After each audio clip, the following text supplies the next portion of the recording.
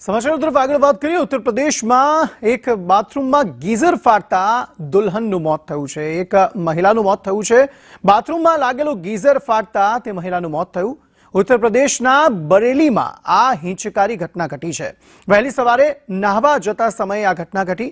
હજી 5 દિવસ પહેલા જ દુલ્હન સાસરી આવી હતી, એટલે કે લગ્ન થયા હતા। તેના 22 નવેમ્બરે લગ્ન થયા અને 27 નવેમ્બરે જ આ મહિલાનું મોત થઈ ગયું છે।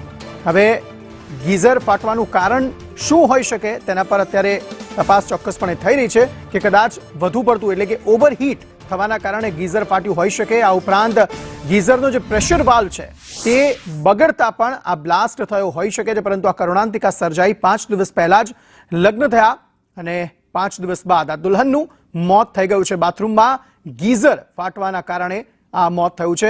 આ ઉપરાંત પાવર ઇન્ડિકેટર ખરાબ થતા પણ બ્લાસ્ટની સંભાવના અત્યારે સેવવામાં આવી રહી છે। બીજી તરફ થર્મોસેસ જે છે તે પણ ખરાબ થતા ગીઝરનું કટ ઓફ નથી થતું અને આ પણ એક કારણ બની શકે છે ગીઝર ફાટવાનું।